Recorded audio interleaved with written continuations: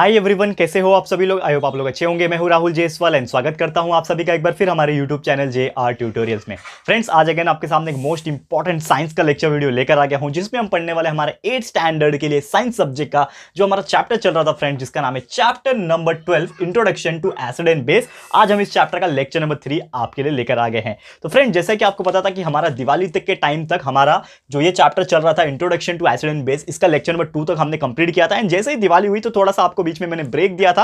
Hopefully आपने दिवाली काफी अच्छे से एंजॉय की होगी। तो आज वापस से हम लोग साइंस पे आ चुके एंड आपको एक नया चीज देखने मिला होगा दोस्तों कि आज से आप लोग के सामने मैं इसी प्रकार फेस वीडियो लेकर आऊंगा आपको साइंस पढ़ाने के लिए भी। मैथ्स तो आपको इसी प्रकार मिलता है, लेकिन साइंस के लिए भी आपसे आपको हर एक सब्जेक्ट के ऐसे ही वीडियोस मिलते रहेंगे, ताकि हम लोग के साथ आप अच्छे से इंटरेक्ट कर सको। मेरा फेस भी दिखेगा और किस तरह से हम लोग पढ़ाएंगे वो भी आपको अच्छे से यहाँ पे करने मिलेगा। तो उम्मीद करता हूं कि हमारा ये जो नया तरीका है आप लोग को काफी अच्छे से पसंद आएगा। तो शुरुआत करते हैं आज के इस लेक्चर वीडियो की दोस्तों। जैसे कि आपको पता है कि हमारा जो चैप्टर चल रहा है introduction to acid and base, इसमें 2 लेक्चर्स हमने ऑलरेडी कवर किया हुआ है। अगर आपने नहीं देखा है, भूल गए होंगे शायद, दिवाली के बाद काफी दिनों के बाद हम आए लेके, तो नॉर्मली आप थोड़ा सा जाके पुराने वीडियोस भी देख सकते हो ताकि आपको याद आ जाए। एंड आज का जो लेक्चर नंबर 3 है, इसमें हम लोग बात करेंगे, हम लोग का जो पार्ट है जो कि है बेस या फिर अल्कली। तो हेडिंग डाल देते हैं आज के इस टॉपिक का, जो कि है बेस या फिर अल्कली, जिसको हम लोग बोलते हैं। ठीक है, तो what do mean by base, ये मैंने आपको बहुत पहले ही बताया था, स्टार्टिंग का ही लेक्चर में बताया था कि बेस मतलब क्या होता है या फिर अल्कली का मतलब क्या होता है। तो एक एसिड पार्ट होता है हमारा, कोई भी सब्सटेंस, या तो वो एसिड हो सकता है या तो वो बेस हो सकता है। तो नथिंग बट, अगर मैं एक डेफिनेशन पॉइंट ऑफ व्यू बताऊं, आपके पास टेक्स्ट बुक जरूर से होना चाहिए दोस्तों। यहाँ पे आप थोड़ा सा, जैसे कि आपको पता है स्क्रीन रिकॉर्डिंग तो नहीं है यहाँ पे, तो हम लोग स्क्रीन रिकॉर्डिंग पे लेके आते थे, लेकिन बहुत सारे कमेंट आ रहे थे कि सर फेस वीडियो लेकर आइए। लेकिन इसके लिए कोई बात नहीं, मैं आपके सामने फेस वीडियो लेकर आया हूं, जिससे आपको और ज्यादा अच्छे से समझ में आएगा। लेकिन साथ में आपको एक चीज और करना है कि आप अगर टेक्स्ट बुक अपने साथ में रख लेते हो तो थोड़ा ज्यादा अच्छे से आपको समझ में आ जाएगा।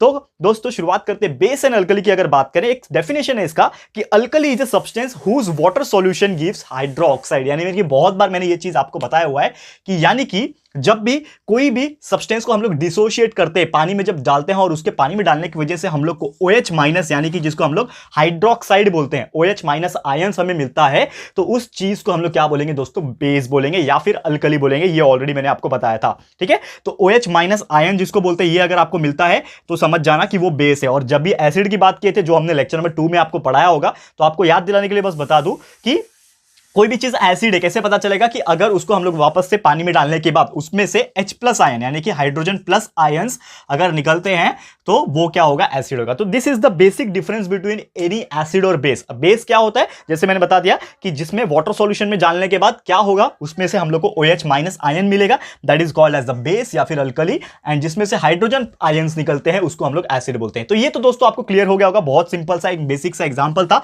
अब यहां पे एक इक्वेशन के फॉर्म में आपको मैं समझाने की कोशिश करता हूं। तो क्या दिया हुआ इक्वेशन, यहां पे हम उसकी बात कर लेते हैं।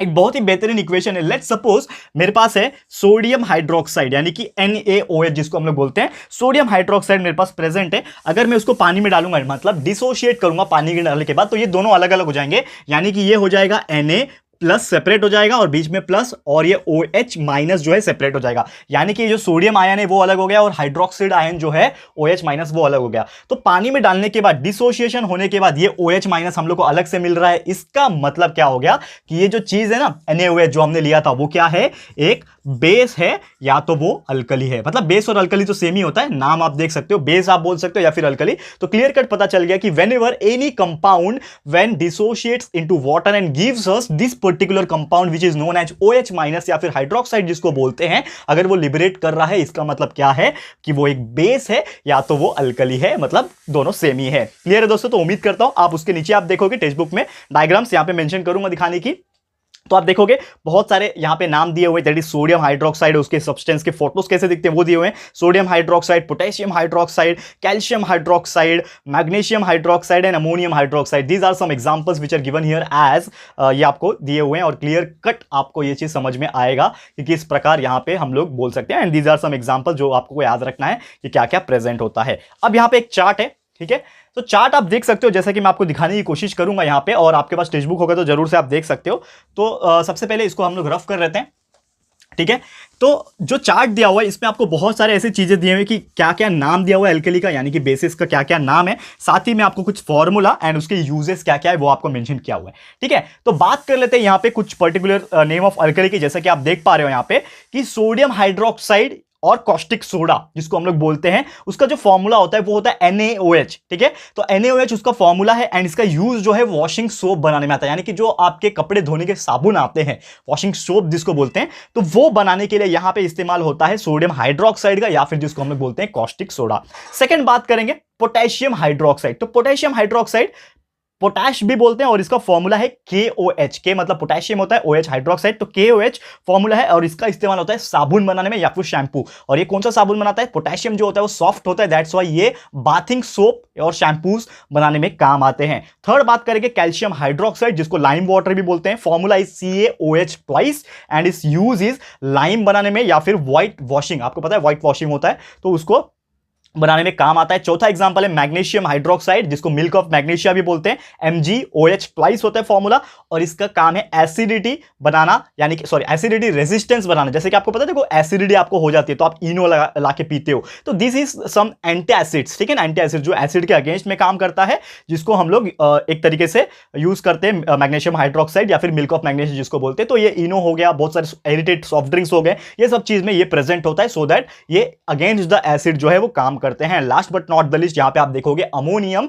हाइड्रोक्साइड जिसको NH4OH भी बोलते हैं फॉर्मूला, एंड इसका यूज है फर्टिलाइजर्स बनाने में काम आता है। जब भी फर्टिलाइजर्स को प्रोड्यूस किया जाता है तो उसको बनाने के लिए ये जो अमोनियम हाइड्रोक्साइड है इसका इस्तेमाल यहां पे किया जाता है। क्लियर है दोस्तों? तो उम्मीद करता हूं कि ये पर्टिकुलर अल्कलीस यानी कि बेसिस का क्या फॉर्मूला होता है और क्या यूजेस होते हैं ये आपको 100% क्लियर हो गया होगा। अब बात कर लेते हैं इसके कुछ प्रॉपर्टीज की। तो प्रॉपर्टी क्या है, ये जो अल्केन्स हम पढ़ रहे हैं दोस्तों, ठीक है, तो अल्कीलीज जो पढ़ रहे हैं हम लोग, जिसको हम लोग बेस भी बोलते हैं, दैट इज बेस या फिर अल्कली, इसके कुछ प्रॉपर्टीज होते हैं। जिस प्रकार एसिड के हमने कुछ प्रॉपर्टीज देखे थे उसी प्रकार यहां पे हम लोग को देखना है यहाँ पे कुछ अल्कलीज के प्रॉपर्टी यानी कि बेसिस के कुछ प्रॉपर्टी। तो पहला प्रॉपर्टी जो है वो है अल्कली हैज बिटर टेस्ट, यानी कि कड़वा टेस्ट होता है। अगर आप गलती से नॉर्मली जानबूझ के तो करोगे नहीं, लेकिन आपने अगर टेस्ट किया होगा तो आपको कड़वाहट अगर महसूस हुआ होगा तो समझ जाना वो क्या है, एक तरीके से बेस है या फिर अल्कली है। जैसे कि बेस्ट एग्जांपल बताओ, बेकिंग सोडा, सोडा हम लोग खाने में डालते हैं, आपने टेस्ट किया होगा तो टेस्ट करके देखोगे तो आपको एकदम कड़वाहट, थोड़ा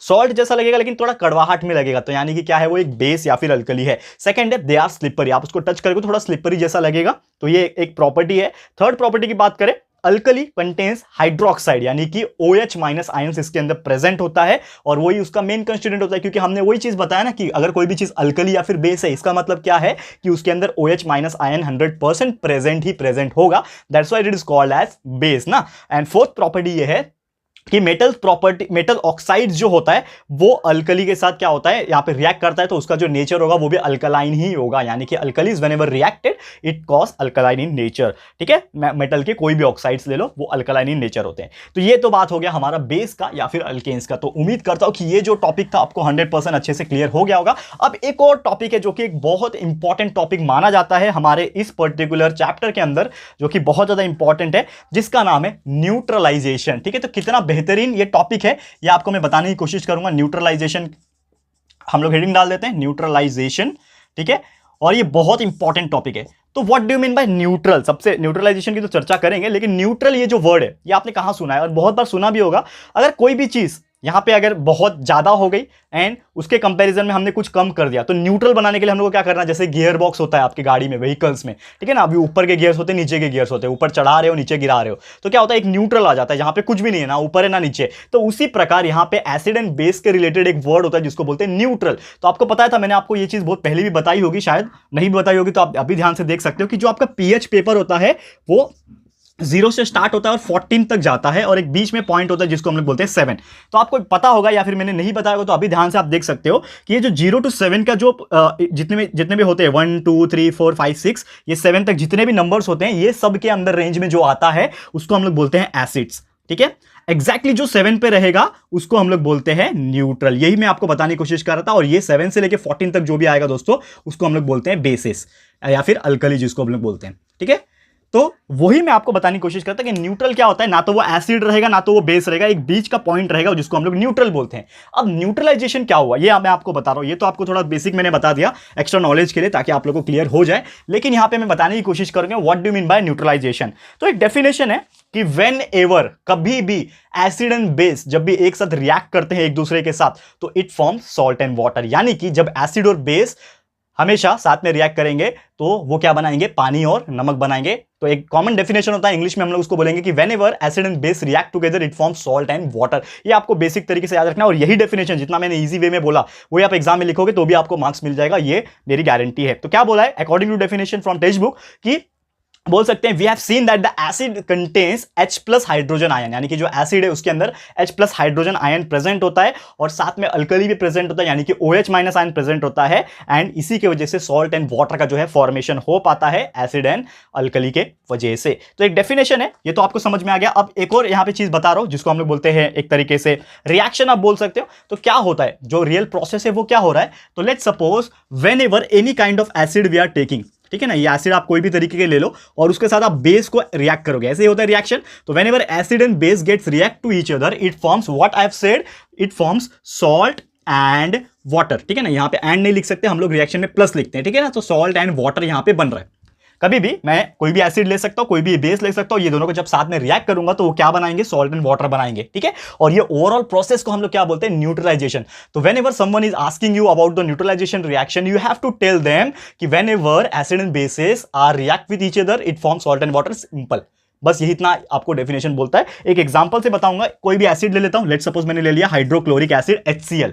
कोई भी एक बेस ले लेता हूं जिसका एग्जांपल है NaOH, यानी कि सोडियम हाइड्रोक्साइड। अब ये दोनों का रिएक्शन करूंगा तो क्या हो जाएगा, अब यहां पे आप देखोगे तो Na सोडियम है और ये Cl क्लोराइड है। तो Na और Cl आपस में रिएक्ट करेंगे तो ये बन जाएगा NaCl बन गया, और प्लस करके यहां पे बन जाएगा, ये Cl चला गया, Na चला गया, तो यहां पे OH बचा और यहां पे H बचा, तो HOH यानी क्या होता है, वाटर, H2O, ठीक है ना, 2 हाइड्रोजन और 1 ऑक्सीजन। तो आप देख सकते हो यहां पे कि व्हेनेवर एक एसिड HCl मैंने रिएक्ट किया कोई भी बेस के साथ NaOH के साथ, तो क्या बनाया, सॉल्ट एंड वाटर। सॉल्ट क्या होता है, NaCl, सॉल्ट होता है ना नमक, NaCl सोडियम क्लोराइड, एंड साथ में पानी बन गया H2O। तो हेंस प्रूफ कि कभी भी हम लोग कोई भी एसिड और बेस को जब रिएक्ट करते हैं तो क्या बनाते हैं, सॉल्ट एंड वाटर बनाते हैं। यहां से ये चीज प्रूफ होता है। एंड दोस्तों आपको बता दूं, ये पूरे चैप्टर में सबसे इंपॉर्टेंट चीज यही है, और आपको 100% ये क्वेश्चन हमेशा एग्जाम में पूछता है कि एक्सप्लेन द न्यूट्रलाइजेशन रिएक्शन, या फिर एक्सप्लेन विद एग्जांपल्स और reaction the neutralisation reaction. And उम्मीद करता हूं कि आप लोग कभी भी अगर ये क्वेश्चन एग्जाम में पूछेगा तो आपको समझ में आ जाएगा। एंड जैसा कि आप देख सकते हो चैप्टर हमारा कंप्लीट हो गया, लेकिन एक छोटा सा पॉइंट है डू यू नो का, उसको भी डिस्कस कर लेते हैं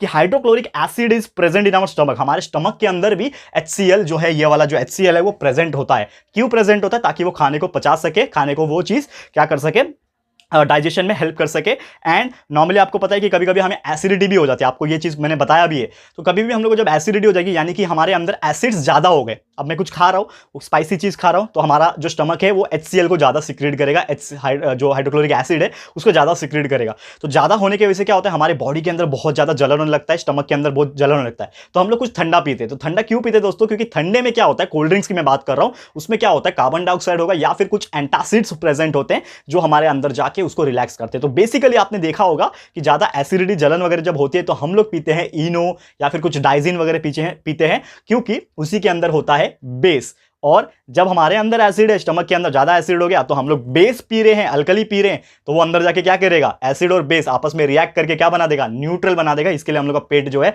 फिर आराम दे देता है, ठंडा हो जाता है। और यही तो एक्सप्लेन करने की कोशिश कर रहा हूं मैं, न्यूट्रलाइजेशन रिएक्शन। दैट इज जब भी एसिड के अंदर आपके पेट में था, आपने ज्यादा होने के कारण डाइजिन पी लिया, आपने इनो पी लिया, तो वो बेस था, वो एसिड अंदर था, तो एसिड के साथ बेस चला गया, रिएक्ट कर लिया, एंड क्या बना दिया, सॉल्ट एंड वाटर, जो कि ठंडा कर देगा पेट को। एंड आप लोग का ये प्रोसेस जो है कंप्लीट हो जाएगा। तो उम्मीद करता हूं ये आपको डू यू नो का पार्ट भी समझ में आ गया होगा। एंड कुछ नहीं, ये चैप्टर बहुत सिंपल सा चैप्टर था, 2 लेक्चर्स तो पहले ही हमने ले लिया, आज हमारा तीसरा लेक्चर था। एंड यहाँ पे डिक्लेयर करता हूं कि हमारा जो चैप्टर है, chapter number 12, that is introduction to acid and base, यहाँ पे होता है कंप्लीट। एंड उम्मीद करता हूं कि आप लोग को बहुत अच्छे से समझ में आ गया होगा दोस्तों। तो कैसा लगा है, आप ना राय और कमेंट ना दोस्तों जरूर से दिया करो, बहुत ही अच्छा लगता है। आप लोग जब भी कुछ कमेंट करते हो ना, हम लोग एक सीखने मिलता है कि आप लोग क्या चाहते हो। तो फटाफट से कमेंट करके बताना। और ये जो नया हमने एक मेथड शुरू किया है, आपके सामने फेस के साथ ऐसे ही वीडियोस लेकर आएंगे, तो कैसा लग रहा है प्लीज हमें कमेंट करके बताइएगा। अगर ये वीडियो आपको पसंद आया, चैप्टर आपको समझ में आया दोस्तों, तो प्लीज वीडियो को लाइक कीजिएगा, शेयर कीजिएगा, अपने सारे फ्रेंड्स लोगों के साथ फटाफट से शेयर करो। एंड दोस्तों अगर आपने अभी तक इस चैनल को सब्सक्राइब नहीं किया है, इसी प्रकार की कंटिन्यूअस लेक्चर वीडियोस एंड आपको हर चीज यहां पे मिलता है, जैसे कि आपको पता ही है,